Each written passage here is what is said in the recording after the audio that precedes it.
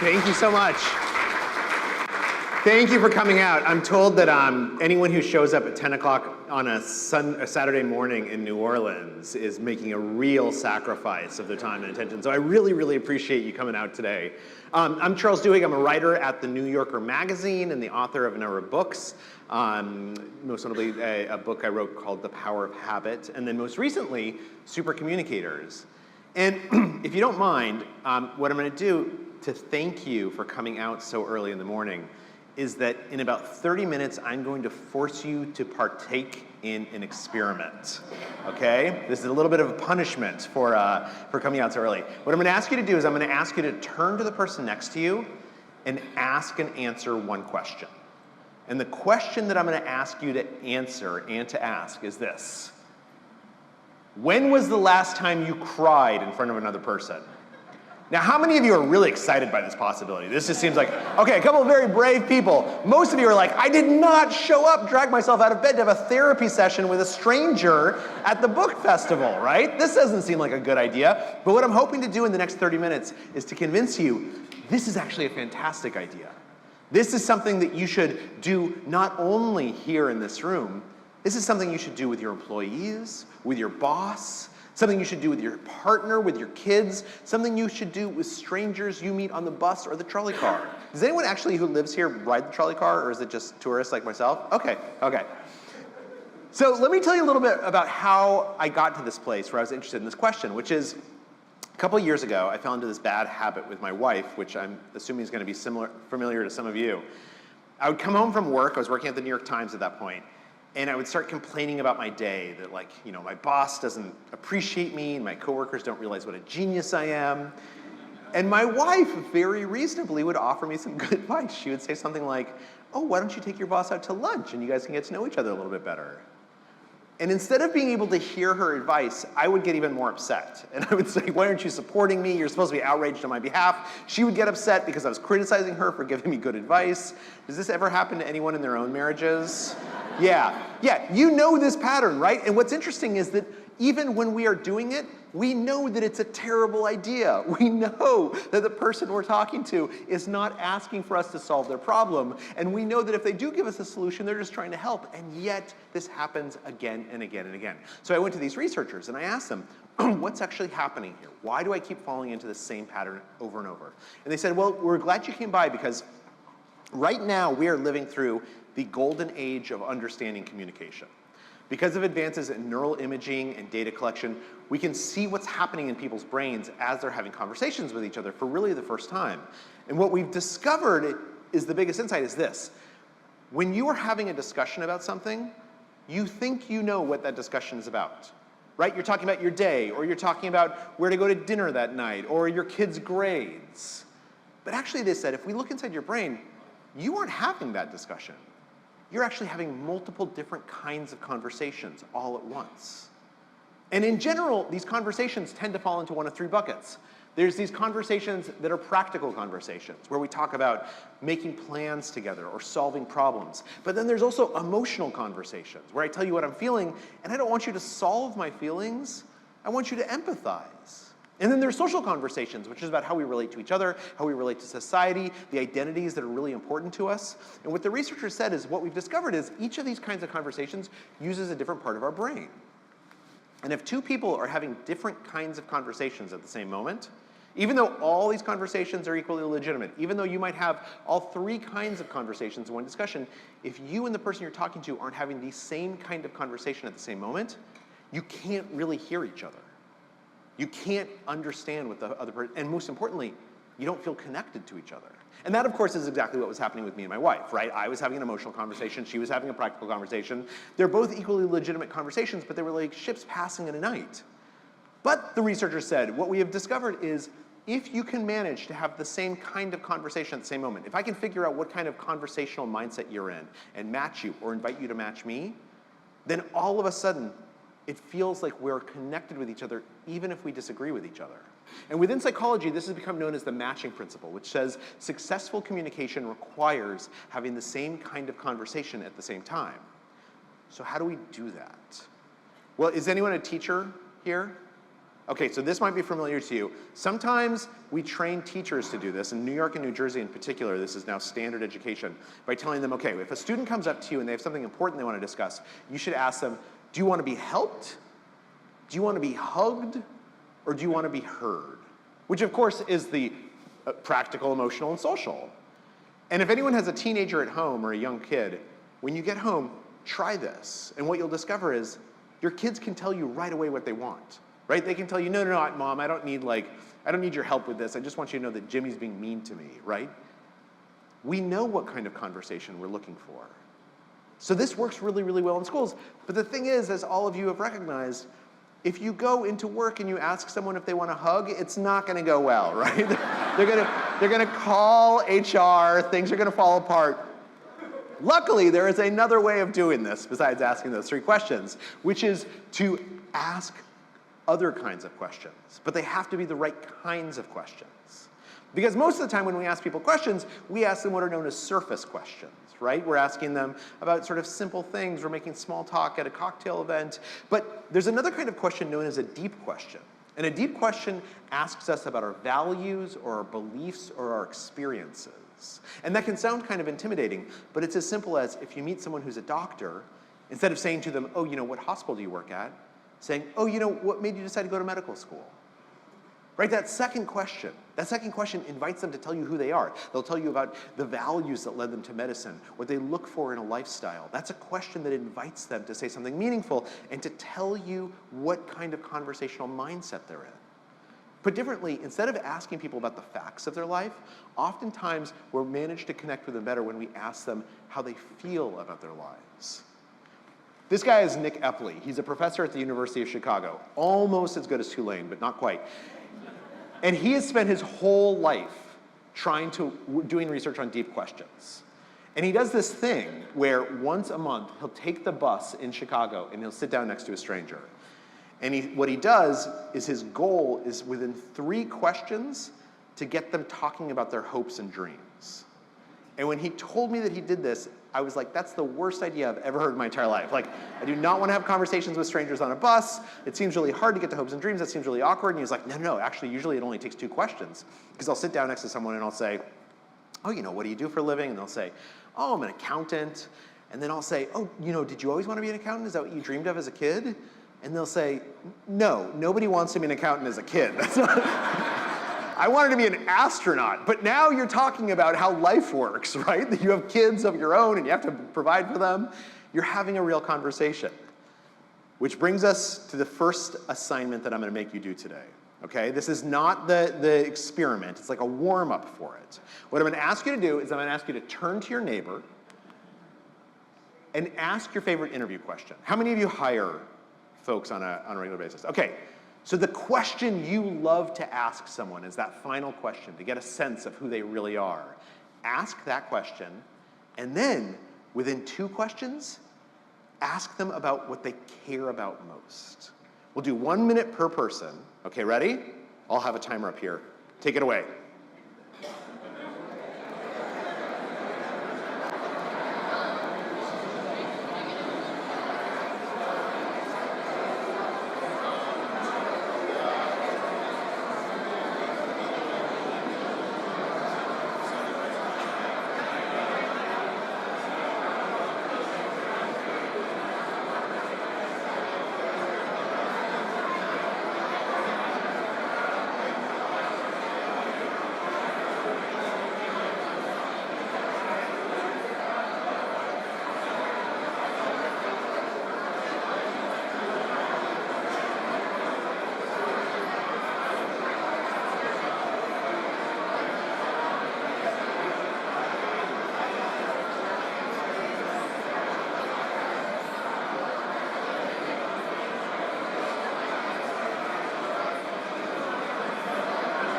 If you haven't swapped roles, go ahead and do so now.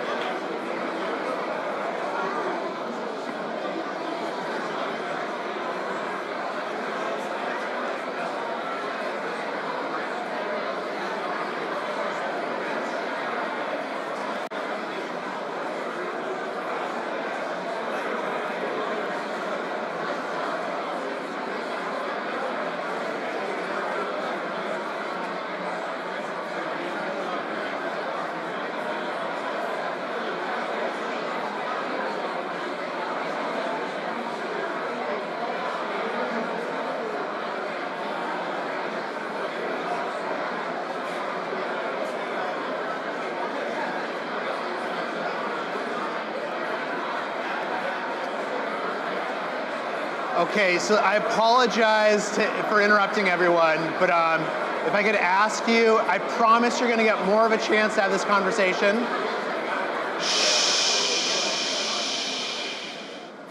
Thank you. My apologies. You know, when I was flying out, I live in California. When I was flying out here, they were like, the thing you have to worry about is people who live in New Orleans. They're really shy. They don't like to talk to each other. It's going to be hard to get them out of their shell.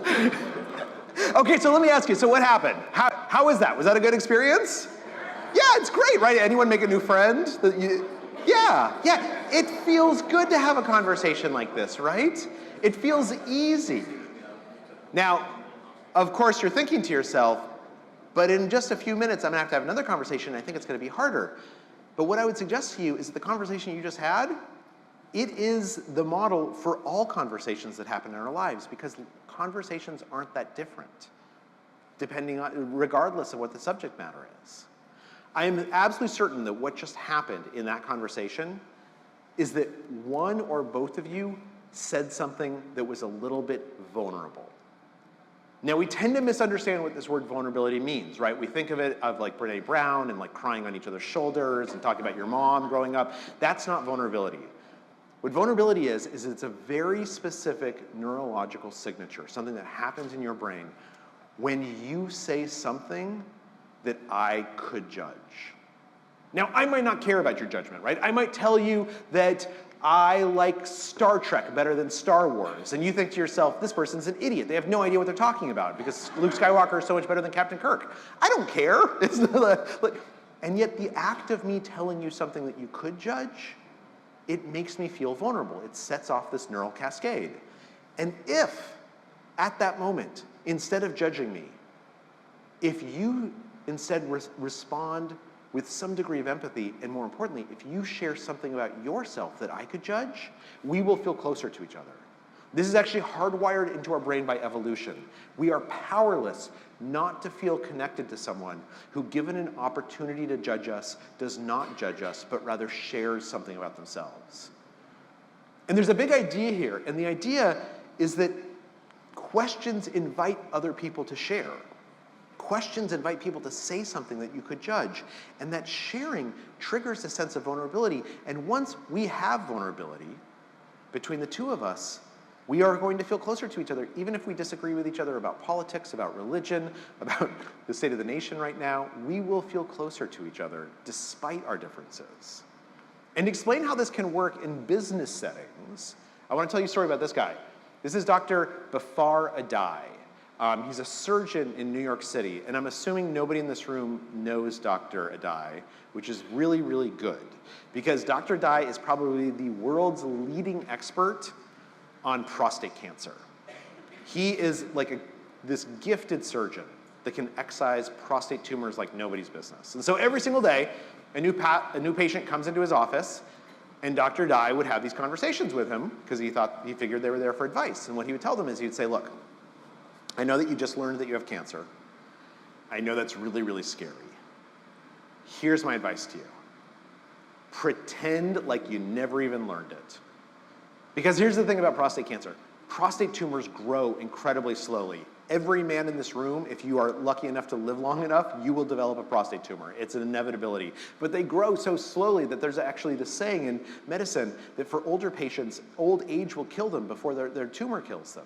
And he says, and the thing is, the most certain way I can make sure that this cancer doesn't spread is I can go in and I can cut it out. And I'm the best surgeon on earth for doing that. But the thing is that the prostate is located very close to the nerves that control urination and sexual function. And for some percentage of patients, small, there are these side effects, sometimes lifelong. It's a risky surgery for me to do. And so my advice is, don't do the surgery. Instead, do this thing called active surveillance. What we're going to do is we're going to take a blood sample every 6 months and measure PSA levels. Every 2 years, we'll biopsy the tumor to see if it's growing faster than we expected. If it is, then we'll go ahead and put you in an MRI. But beyond that, don't do anything. No treatment, no radiation, nothing at all. Just pretend you don't even have cancer. So he would have this conversation, he would tell them, he figured that these would be some of the easiest conversations of his life. He's telling people that they don't have to have a risky surgery. And then they would say, thanks so much, doc, and they would go home. And they always came in 2 or 3 days later for a follow-up. And again and again, they would sit down and they'd say, you know, I went home and I talked it over with my wife, and I've decided I'd like you to cut me open as fast as humanly possible. Like, if you can get me on the table today, I want you to do the surgery. And for Dr. Dye, this was bewildering, right? They had come to him because he was an expert. They were asking him for his advice. And yet they were ignoring again and again the advice he was giving them. Until he realized it wasn't that they were ignoring his advice, it's that they literally couldn't hear what he was trying to say to them. So, he goes to Harvard Business School. He asks all these professors how they're doing. And they say to him, look, this is the mistake you're making. You don't realize it, but when you're in this conversation, you're in a negotiation. In fact, many of our conversations are negotiations, what are known as quiet negotiations or soft negotiations, where the goal isn't to win, the goal is simply to understand what the other person wants and needs. And any of you who are in business know, you don't go into a negotiation assuming you know what the other side wants. Right? You ask them questions to figure out what's going on, why they're there. They said you need to ask it more questions. You need to ask deep questions. So, 2 weeks later, 62-year-old man walks into Dr. Dye's office. He had just learned that he has prostate cancer. And Dr. Dye, instead of going into his usual song and dance about active surveillance, he starts his conversation with the patient in a completely different way. He asks him a question. And the question he asks is, tell me, what does this cancer diagnosis mean to you? And the man kind of takes a beat and he says, you know, when they told me I had cancer, the first thing I thought about was my dad, because he died when I was 17 years old. And I saw what that did to my mom, and I do not want to put my wife or my kids through that. It just seems like it would be too hard for them. And then he starts talking about the fact he's only 62, right? He wants to work for another decade. And all the young kids in his office, they all look up to him right now. But if they learn that he has cancer, suddenly he's like the old guy, the sick guy. It's going to change everything that happens at work. Then he starts talking about his grandkids and his worries about climate change and the world. This was about 4 years ago when there was another election going on. He was very concerned about that. He spoke for 10 minutes, and never once did he mention cancer or fears of pain or mortality. And Dr. Dye realized this man needed to have an emotional conversation. He was looking for someone to give him a hug. And of course, as a doctor, you can't give your patients hugs, at least not on the first or second meeting. So what he did is he did the verbal equivalent of it. He did the thing that doctors aren't supposed to do. He started talking about himself. And he said, look, I understand exactly what you're going through because my dad got sick about 7 years ago.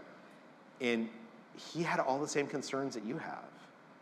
And he went through all of these things that you're feeling right now. But there were also, and I don't want to call them silver linings, but there were these special moments we had. We had conversations that we never would have had otherwise. Getting sick caused my dad to reevaluate what he wanted to do with the rest of his life.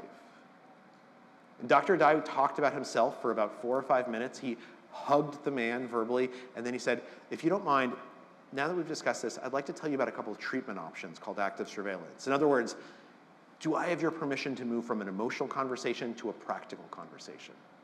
The man says yes. He explains active surveillance. The man says that sounds like a great idea, never changes his mind. When Dr. Dye made this one change to how he dealt with patients, asking this deep question at the beginning of his conversations with them, the rate of patients taking his advice went up by 70%. And there's another big idea here, and that idea is that deep questions invite others to tell us what they need. And of course, needs are important, right? Needs are actually something that we often need to know to make a conversation go well, because it tells us what someone's goals are. It tells us what kind of conversation is occurring. It tells us why they are here. And once we know why they are here, we can share with them why we're here, suddenly the conversation becomes much, much easier. But then what, right? So if we ask these deep questions, we get these answers, what do we do next? Well, to tell you the answer to this, which is that we need to prove that we're listening to the other person, I want to tell you another story. And this is a story about NASA. So about a decade ago, 15 years ago, NASA decided that they wanted to build a space station and they wanted to start sending astronauts up on longer missions, right? 3 months, 6 months, 9 months, 12 months. Now, for NASA, this actually posed a kind of problem, not a technological problem, but rather a human problem, because up until then, the longest NASA missions on average had been about 10 days long.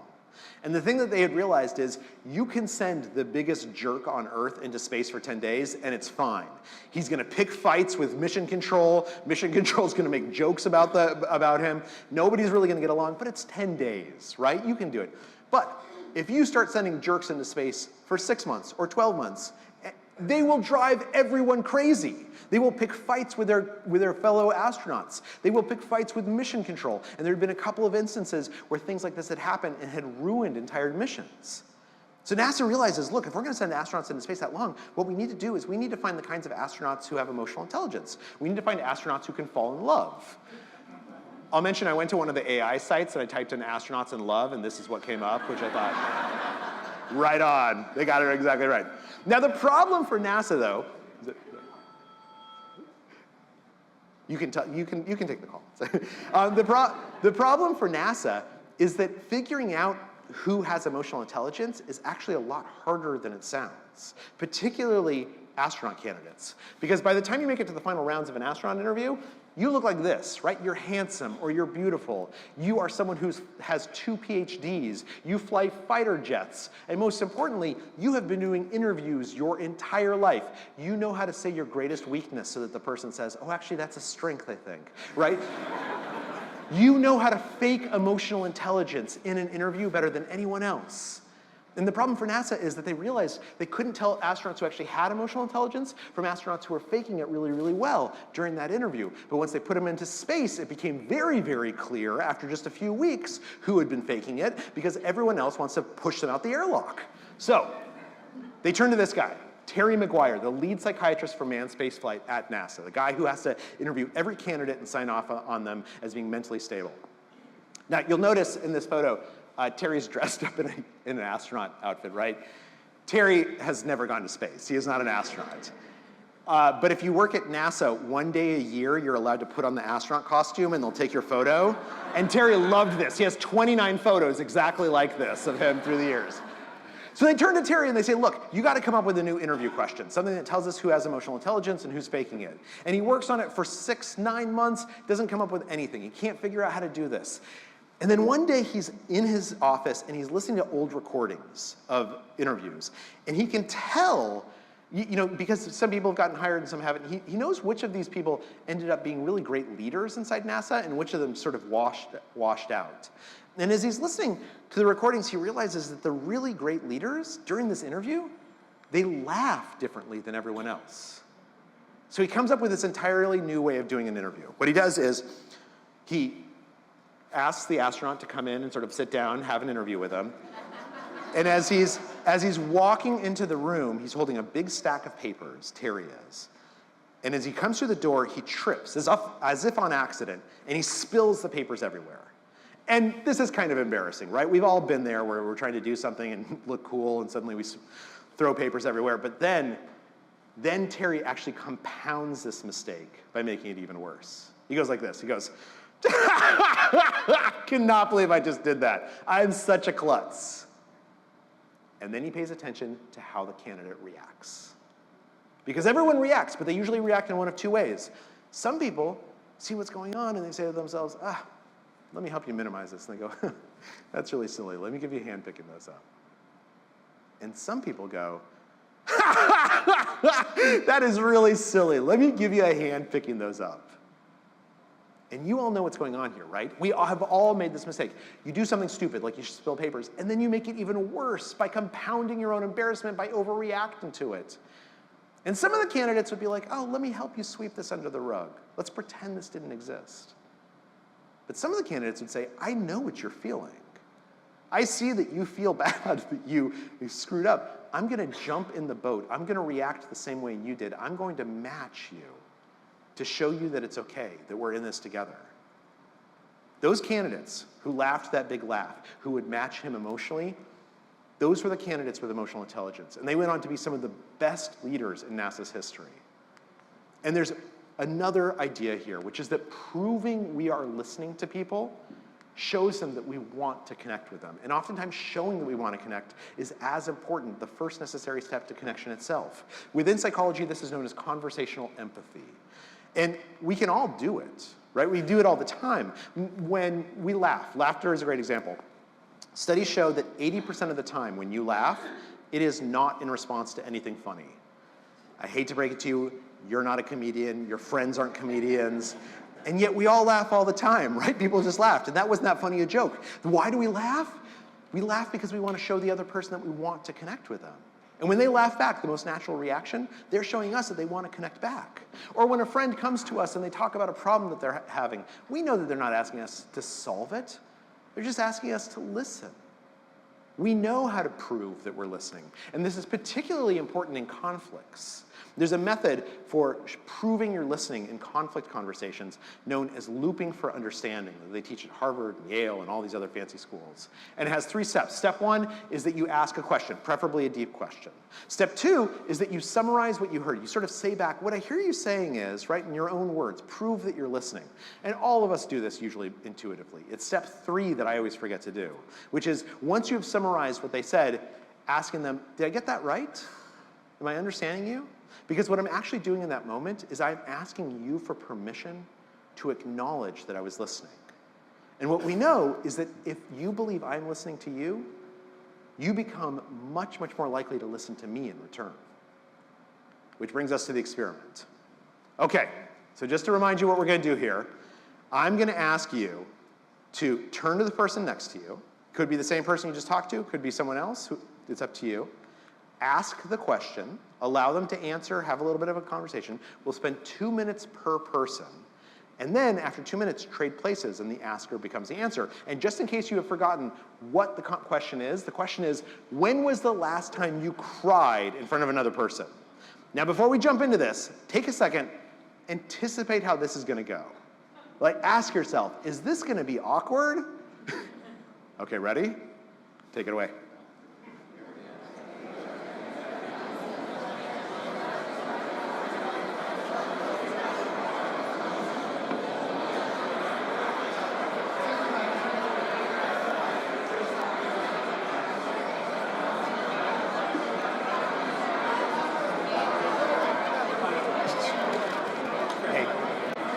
I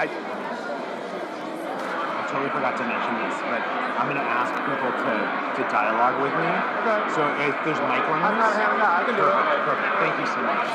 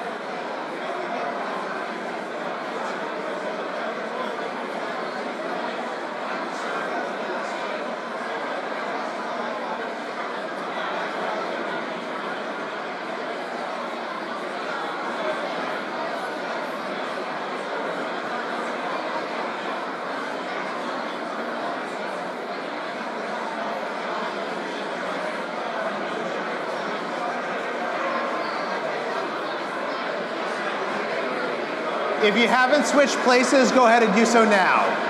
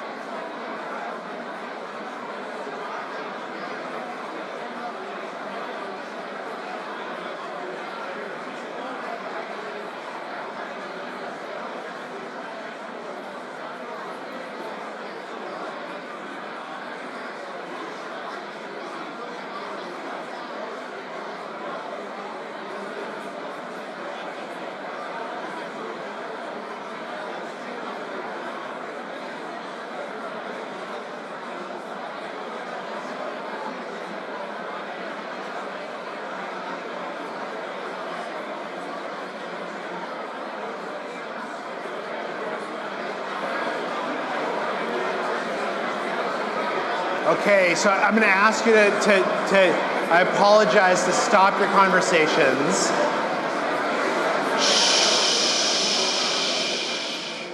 My apologies. I promise you'll get a chance to continue the conversation out in the hallway if you'd like. Okay, so let me ask you, so what happened? For how many of you did that conversation go better than you thought it was going to go? Okay, that's a lot of hands. For how many of you did that conversation go way worse than you thought it was going to go? Nobody ever raises their hand to answer this question. I'm certain there's someone, but they've never raised their hand. Okay, so a couple more questions, and then I'm going to ask if anyone in the audience wouldn't mind sharing what the experience was like. Not the content, but just what the experience was like.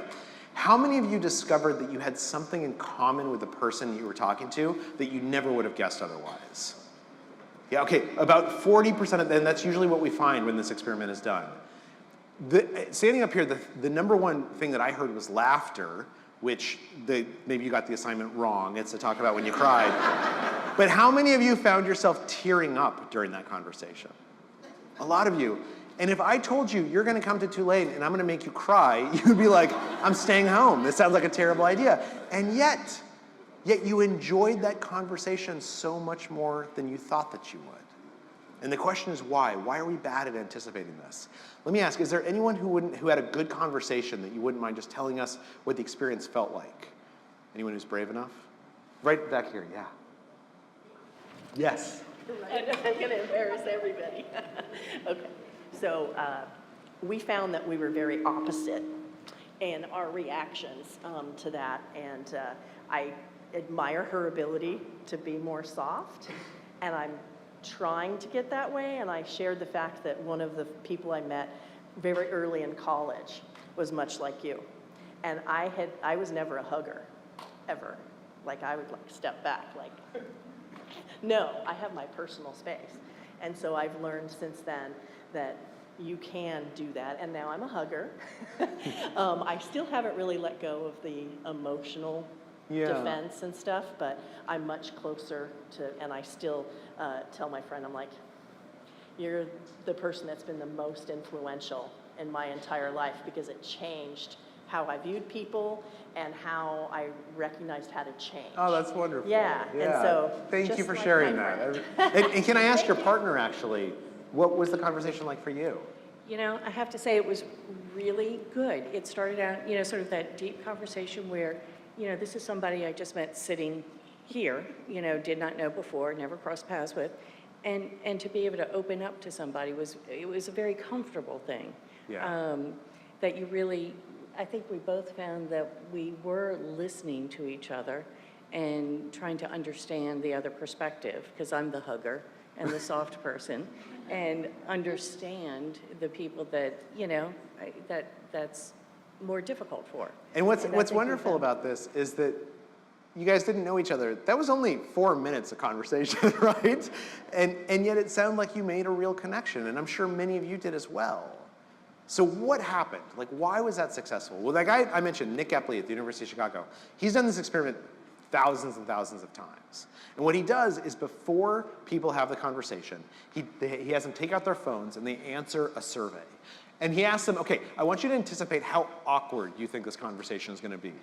And people say usually like, it's going to be pretty awkward. Like, I don't think I'm going to enjoy it. And then he asks them, how much are you going to enjoy this conversation? Surprisingly, people are like, I think I'm actually going to enjoy this conversation because I'm sitting next to my boss and I really want to know the last time they cried in front of another person, right? There's a voyeuristic element to it. So they think they're going to enjoy it a little bit. And then you ask them, how close do you think you're going to feel to the person afterwards? And they say, I'm not going to feel close at all. This is super awkward. I'm going to try and avoid them in the hallway. And then they do the exact same thing that you just did. They have the conversations, and then afterwards they pull out their phones again and they answer the exact same questions. And this is what they say afterwards. They say, that was so much less awkward than I thought it was going to be, right? And I thought I was going to enjoy it, but I actually enjoyed it so much more than I anticipated. But most importantly, I feel so close to this person I just had this conversation with. And there's an interesting question. Why are we so bad at forecasting this? Why don't we know our own minds? Many of you are probably forecast professionals. You forecast the future all the time. You tell your kids what to do because you know what's about to happen to them. And yet when it comes to having these conversations, humans are bad at forecasting it. People who've participated in this experiment, they say things like, I felt more connected to the other person than I anticipated. I felt like they were more caring than I thought they were going to be. A number of them actually say, this is one of the best conversations I've had in the last week. And I am not suggesting to you that tomorrow or Monday you should go into work and you should ask your coworkers, just out of curiosity, when's the last time you cried in front of another person, right? It's a big step right away. But what I am suggesting is that there is some equivalent of this question for you at work and at home. And if you figure out what that question is, you are given a superpower. And that superpower is to connect with anyone that you want. And the question is why? Why did this conversation go so well? Well, first of all, you did ask deep questions, right? Second of all, I'm certain that you looped for understanding. You proved to the other person that you were listening to them. But that's not the only reason that this worked. There's one other reason. And to tell you what it is, I need to tell you one last story about these two. Arthur and Elaine Aaron, who are psychology professors at CUNY Stony Brook. About a decade and a half ago, Arthur and Elaine come up with this idea. They want to figure out if they can come up with a method that would take any two strangers and make them into friends. And they try all these different things. They have people go on hikes together, solve puzzles together, hum together, tap their fingers together. None of it worked. And then, sort of out of desperation, they come up with one last thing that they're going to try. What they do is they take strangers into a room, one-on-one, so there's a pair of strangers in a room, and they hand them a list of 36 questions. And they tell them, we want you to go back and forth asking and answering these questions, kind of what you just did. Now, the questions start pretty easy, right? The first question is, given your choice of anyone in the world, who would you want as a dinner guest? That's not a tough one to ask and answer, but it gets pretty serious. Question number 7, do you have a secret hunch about how you will die? Question 18, what is your most terrible memory? Question 24, how do you feel about your mother, right? And question 35, the second to last question, when was the last time you cried in front of another person? So it only takes 45 minutes. Back and forth, they ask and answer the questions. Then everyone goes their way, and they all assume that the experiment is over. But actually, the experiment has just begun. Because what happens is that the Aarons contact everyone in that had sat in those rooms 7 weeks later. And they ask them, just out of curiosity, did you ever talk to that person again that you did this experiment with? And people would say things like, yeah, I didn't catch his last name. It was John R. something. And so I got out the directory and I called every single John R. in the directory until I found him. One guy they talked to said, we went and got a beer afterwards, and then a week later we saw a movie. And when they got married a year afterwards, they invited everyone in the lab to the ceremony. The Aarons found that 70% of people who had participated in that experiment looked up the person that they had done it with because they felt close to them. This eventually became known as the fast friends procedure, and it's one of the most famous experiments in psychology. It's used all the time. If you just Google fast friends procedure, you'll be able to find all 36 questions online. The New York Times wrote about it as the 36 questions that lead to love. And there's an interesting question about why this works. What is going on here? Well, it's the same thing that I mentioned before. It's this reciprocity of vulnerability that makes us feel close to each other. And this is why these 3 conversations are so important, is because if I'm having a practical conversation, and I'm using the prefrontal cortex of my brain, and you're having an emotional conversation, and you're using the basal ganglion, the amygdala, it's very hard for us to feel like we're in sync with each other.